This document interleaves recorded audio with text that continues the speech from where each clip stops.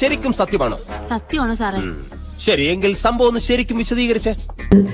എന്റെ ഡ്രസ്സിനൊരു പ്രശ്നം വന്നപ്പം ഞാനത് കറക്റ്റ് ചെയ്യാൻ വേണ്ടി പോയപ്പോൾ ഞാനിവിടെ വരാം, ഞാൻ വേണമെങ്കിൽ റെഡിയാക്കി തരാം എന്നൊക്കെ പറയുന്ന രീതിയിലുള്ള, അതും എല്ലാവരുടെയും മുന്നിൽ വെച്ച് പറയുന്ന രീതിയിലുള്ള തരത്തിലുള്ള പെരുമാറ്റവും. നാണമില്ല പെണ്ണുങ്ങളോടൊക്കെ ഇങ്ങനെ കാണിക്കാൻ. ഒരു സാധനം കാണിക്കണമെങ്കിൽ കറക്റ്റ് ആയിട്ട് കാണിക്കണമെങ്കിൽ അറ്റ്ലീസ്റ്റ് അതൊന്ന് കാണണ്ടേ?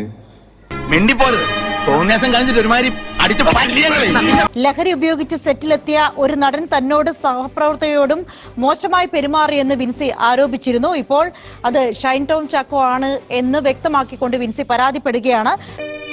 കഞ്ചാവ് വലിച്ചു കയറ്റി നീ കാണിച്ച തോന്നിയാസം കൊണ്ട് ഇല്ലാണ്ടായി പോയത് ഈ പാവം പെൺകുട്ടിയുടെ ജീവിത. ഹോട്ടലിൽ നിന്ന് ചാടിയ ഷൈൻ ടോം ചാക്കോ ഇന്നലെ പുലർച്ചെ തന്നെ കൊച്ചി വിട്ടു. നീ എന്തിനാ ഓടിയത്? നീ എന്തിനാ ഓടിച്ചേ? ഓടുന്നത് തെറ്റാണോ? പിന്നെ നിങ്ങളെ കടിക്കാൻ വരാൻ ഞാൻ നിന്നോട്. എന്തെല്ലാം പ്രതീക്ഷകളോടുകൂടിയായിരുന്നു ഞാൻ ഇറങ്ങി ഓടിയെന്ന് എനിക്കറിയാമോ? ഷൈൻ ടോം ചാക്കോയുടെ ചോദ്യം ചെയ്യൽ തുടരുകയാണ്. അത് 2.5 മണിക്കൂറിലേക്ക് അടുക്കുമ്പോൾ ഏറ്റവും പ്രധാനപ്പെട്ട ചോദ്യം പോലീസ് ചോദിക്കുകയാണ്, എന്തിനാണ് ഡാൻസ് അപ്പ് പരിശോധനയ്ക്കിടെ ഇറങ്ങി ഓടിയത് എന്ന്.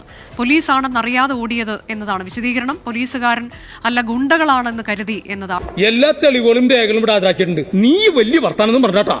അവന്റെ പോക്ക് ശരിയല്ലാന്ന് അന്നേ മുത്തപ്പൻ പറഞ്ഞതല്ലേ വൈദങ്ങളെ. കുരുത്തം കേട്ടവന വലിയ പ്രശ്നങ്ങൾ അവനെ കാത്തിരിക്കുന്നു.